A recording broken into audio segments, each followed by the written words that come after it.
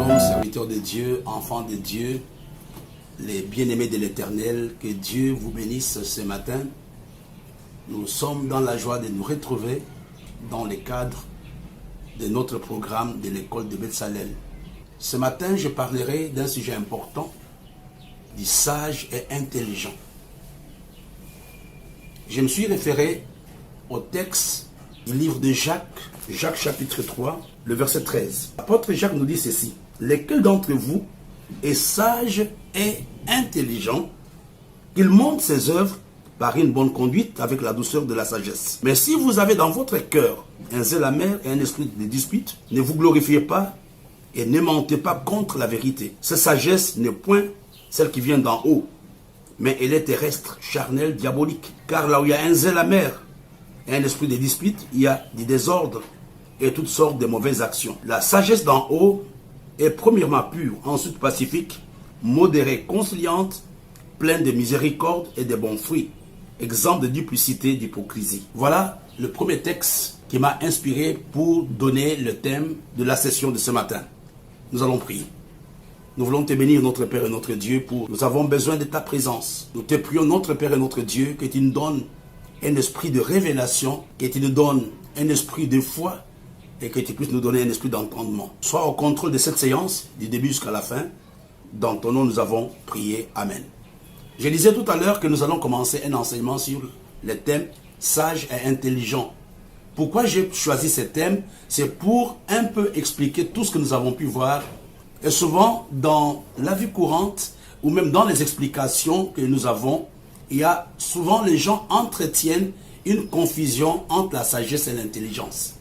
Un homme peut être sage, mais sans être nécessairement intelligent. Un homme peut aussi être intelligent, mais sans être sage. Et c'est la raison pour laquelle nous voulons commencer cette session par des petites explications.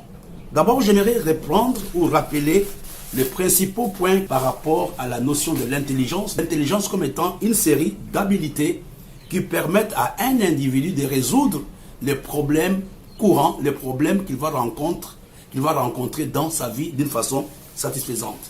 Vous allez me dire que non, tout le monde a ça, c'est pas vrai. Il y a des gens qui sont en face des problèmes et qui sont incapables de trouver une solution. Ils doivent appeler tel ou tel problème pour pouvoir les aider. Et nous avons vu la deuxième définition du mot intelligent. Nous avons fait allusion à une habilité qu'un homme a, de produire quoi? De produire quelque chose qui a de la valeur, et la chose va donner un plus à la société ou à la communauté dans laquelle l'homme se trouve. Et nous avons vu que tous les inventions, tous les savants sont dans la deuxième catégorie. Ils produisent quelque chose qui a de l'importance. Nous avons parlé des cas de l'Internet, nous avons parlé des téléphones, toutes les grandes innovations, les gens qui sont à la base de ces innovations ou de ces inventions, ce sont des hommes et des femmes intelligents. Et la dernière définition que nous avons donnée par rapport à l'intelligence, nous avons fait allusion à l'aptitude qu'un homme a de pouvoir faire quoi? De trouver des problèmes dans un groupe ou dans une société. Et quand il trouve des problèmes, il va aider les gens à les résoudre. Comment ils vont les résoudre? Quand il va leur proposer le nouveau savoir-faire.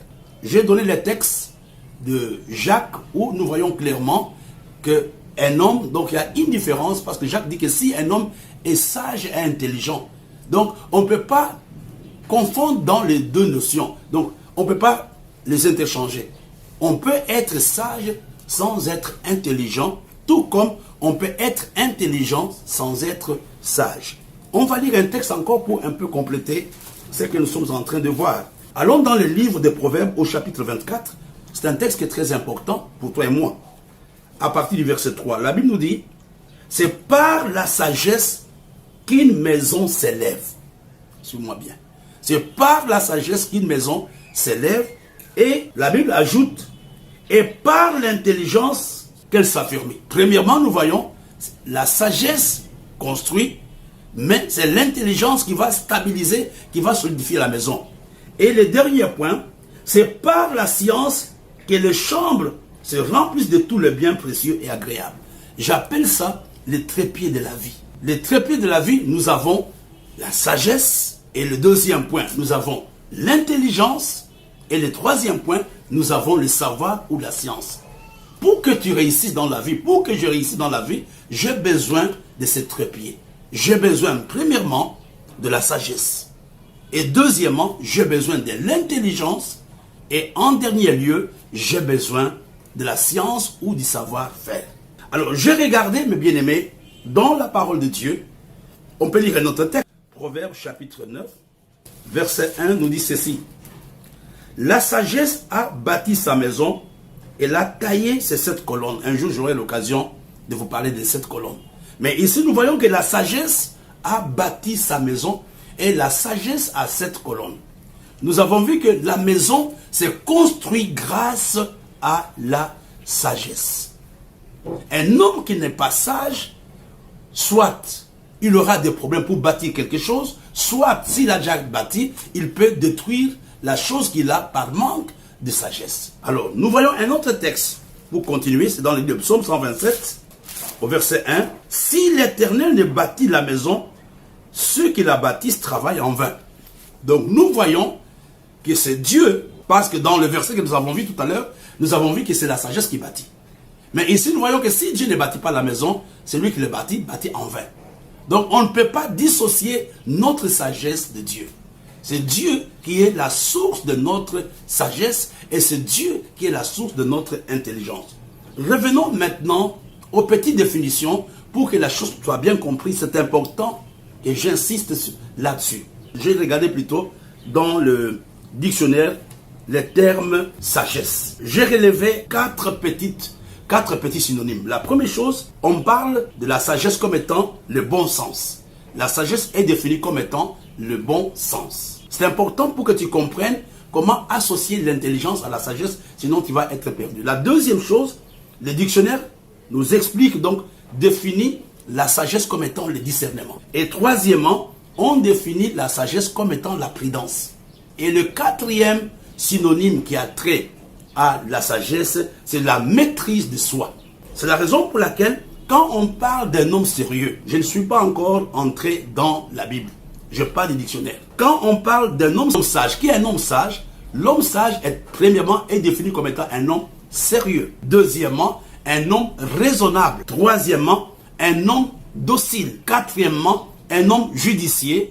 Et deuxièmement, un homme qui respecte ses engagements. Donc, vous voyez ici, là, je parle du dictionnaire, je parle de la vie courante. Voilà, là, c'est la définition de la sagesse par rapport au dictionnaire, par rapport à la vie courante.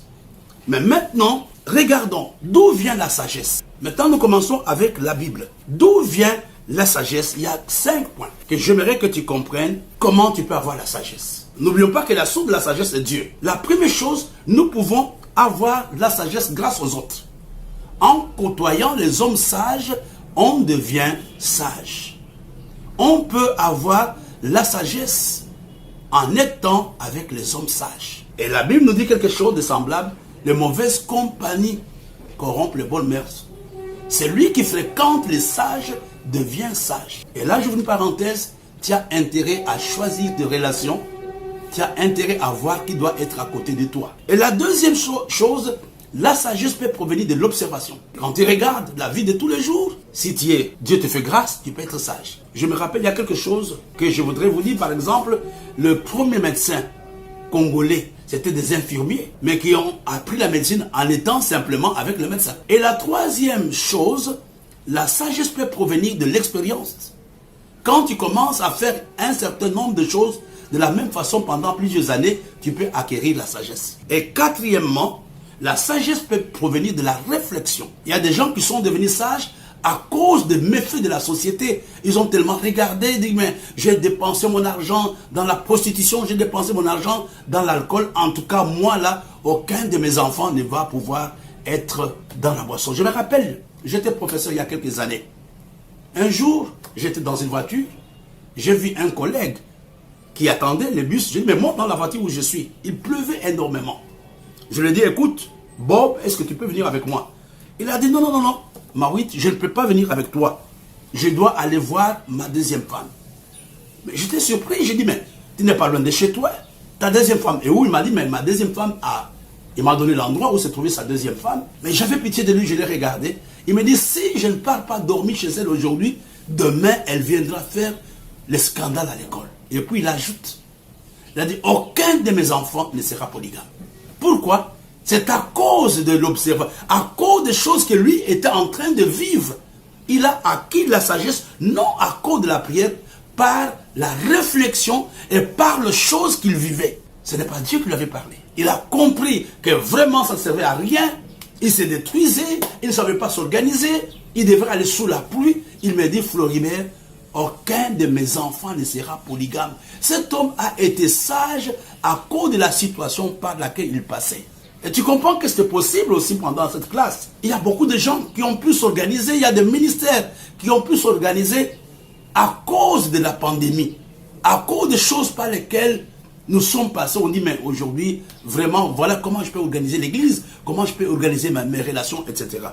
Mais la sagesse peut aussi, c'est la raison pour laquelle je vous ai dit de mettre de côté d'abord Dieu. La sagesse peut provenir de la révélation de Dieu. Dieu peut te donner la sagesse. Dieu peut te donner, par la révélation, je peux acquérir la sagesse pour que je connaisse Dieu et pour que je connaisse l'homme. Et vous comprenez, dans la Bible, nous avons un exemple type d'un homme qui a eu la sagesse, c'était Salomon. Je ne sais pas s'il était né avec la sagesse, mais quand Dieu va apparaître à Salomon, Dieu le demande, demande-moi tout ce que tu veux. La Bible nous dit que Salomon, le roi Salomon, avait demandé la sagesse à Dieu. Et la Bible nous dit aussi que Dieu, cette demande avait plu à Dieu. Et en dehors de ce que Salomon avait demandé, la Bible nous dit qu'il lui avait donné autre chose, à part la sagesse. Et tu comprends que c'est possible, même si aujourd'hui, toi qui me suis, tu n'as pas de sagesse, Dieu peut te donner la sagesse. Et Jacques en parle dans Jacques chapitre 1. Au verset 5, la Bible nous dit que ceci. Si quelqu'un d'entre vous manque de sagesse, si quelqu'un d'entre vous manque de sagesse, qu'il la demande à Dieu, qui donne à tous simplement et sans reproche, et lui sera donné. Vous voyez, la sagesse divine peut être un don. C'est Dieu qui te donne la sagesse.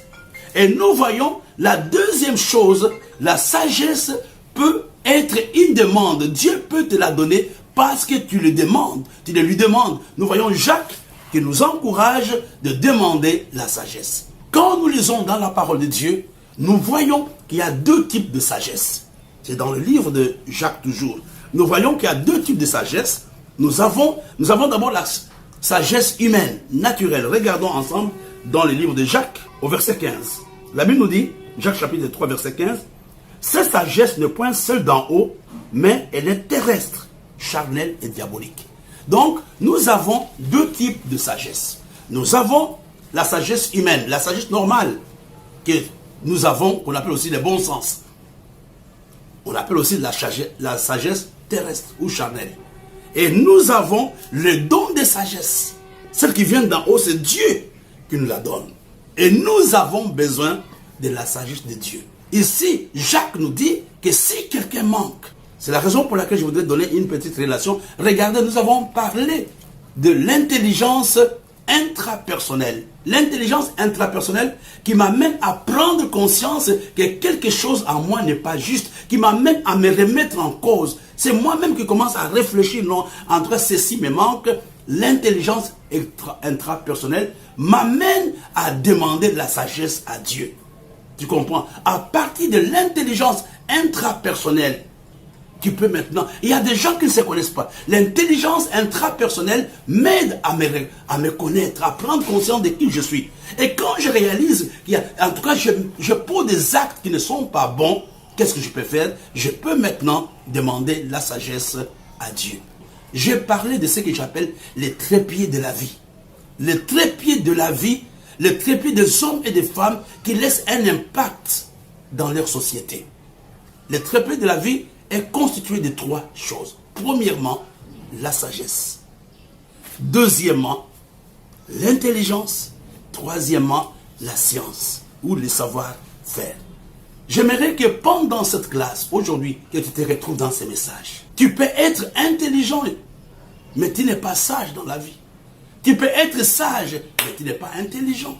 Et je me rappelle un jour, on a posé la question à Ségolène Royal, quand elle était candidate à l'élection présidentielle en France il y a quelques années. On lui a posé la question de savoir, mais dit, tu es en train de prétendre être président de la République, tu ne connais pas bien l'Afrique. Elle a commencé à rire. Et qu'est-ce qu'elle avait dit? Il a dit, je n'ai pas besoin de connaître l'Afrique, mais je vais m'entourer des gens qui connaissent l'Afrique. Ils vont me donner leur sagesse. Et ça, j'avais aimé il y a quelques années. Je voudrais aussi, toi, ce matin qui me suis, peut-être tu n'es pas sage, qui peux fréquenter des hommes et des femmes qui peuvent t'aider dans ton mariage, dans ton business. Donc, nous pouvons avoir la sagesse en étant avec les hommes et les femmes sages. Nous pouvons avoir la sagesse en nous remettant nous-mêmes en cause et à dire à Dieu, donne-moi la sagesse dans le ministère. Donne-moi la sagesse dans ma vie de tous les jours. Tu peux être intelligent, ingénieur, médecin, n'importe quoi, tous les titres possibles, mais tu manques de sagesse, comment vivre avec ta femme. Tu manques de sagesse, comment éduquer les enfants. Ne dis pas que non, moi j'ai le diplôme. Non mon frère, tu as le diplôme, tu es ingénieur, tu es intelligent, mais tu n'es pas sage. Tu peux aussi être un homme sage, mais tu as besoin de gens intelligents pour t'aider. Tu peux être un bon pasteur avec la grâce. Tu es un pasteur sage, mais il te manque la sagesse. Tu as besoin d'avoir des gens, des ingénieurs qui vont t'aider dans les finances, des ingénieurs qui vont t'aider dans l'infographie, des ingénieurs qui vont être des conseils juridiques, enfin les avocats qui vont être des conseils juridiques. La sagesse seule ne peut pas aboutir. L'intelligence seule ne peut pas aboutir. Et le savoir-faire seul ne peut pas aboutir. Nous avons besoin ce matin de dire à Dieu, donne-moi le trépied de la vie. Donne-moi la sagesse. Donne-moi l'intelligence et donne-moi le savoir-faire. Que Dieu vous bénisse. J'espère que cet enseignement vous a aidé. Ayez une bonne journée. Jesus, you love me too much, oh, too much, oh, excess love, oh.